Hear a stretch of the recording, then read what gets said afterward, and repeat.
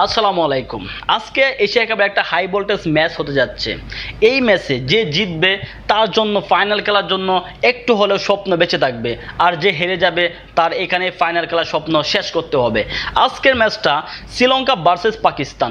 যদি পাকিস্তান জিতে যায় তাহলে পাকিস্তান বাংলাদেশের সাথে আরেকটা খেলা আছে, লাস্ট খেলাটা যদি পাকিস্তান আবার জিতে যায় তাহলে পাকিস্তান ফাইনাল খেলতে পারবে। আর যদি আজকে শ্রীলঙ্কা জিতে যায় তাহলে শ্রীলঙ্কার সামনে ম্যাচ হচ্ছে ইন্ডিয়ার সাথে। যদি ইন্ডিয়ার সাথে জিততে পারে তাহলে শ্রীলঙ্কাও ফাইনাল খেলার স্বপ্ন দেখতে পারবে। তাহলে এখন কি সমীকরণ দাঁড়াচ্ছে? এখন সমীকরণটা হচ্ছে কোনো ম্যাচই ইজি না। আজকের খেলাটা একদম ফাইনালিস্ট খেলা। আজকের খেলাটা আপনি ভাবতে পারেন শ্রীলঙ্কা এবং পাকিস্তানের জন্য ফাইনাল খেলা।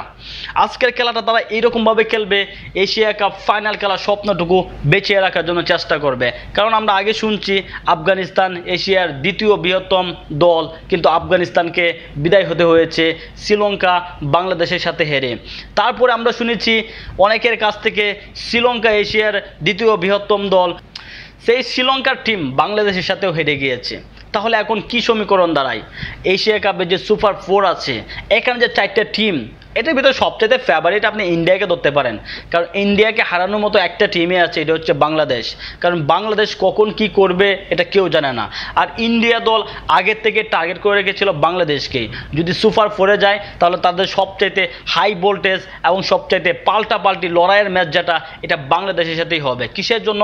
বাংলাদেশ জানে ইন্ডিয়ার সাথে কীভাবে খেলতে হবে।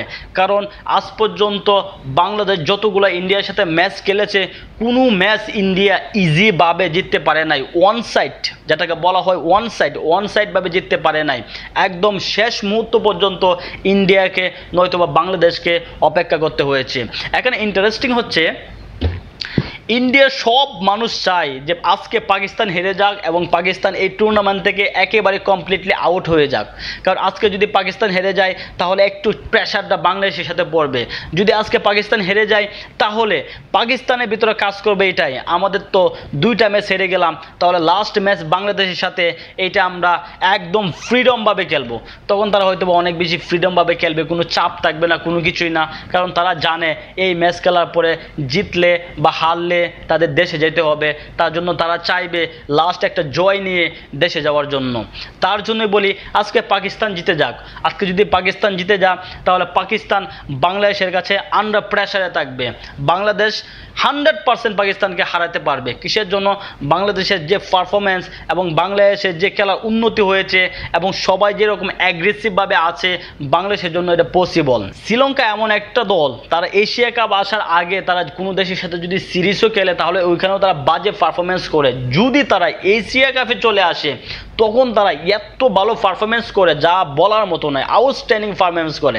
লাস্ট এশিয়া কাপ যখন শ্রীলঙ্কা জিতেছিল তখন কিন্তু শ্রীলঙ্কার টিমটা একেবারে সবাই বলছিল কোয়ালিফাই করতে পারবে না, কিন্তু ইন্ডিয়ার মতো টিমকে হারিয়ে কিন্তু শ্রীলঙ্কা ফাইনালিস্ট হয়েছিল, শ্রীলঙ্কা উইন হয়েছিল, এশিয়া কাপ জিতেছিল। এই কথাটা আপনি মনে রাখতে হবে।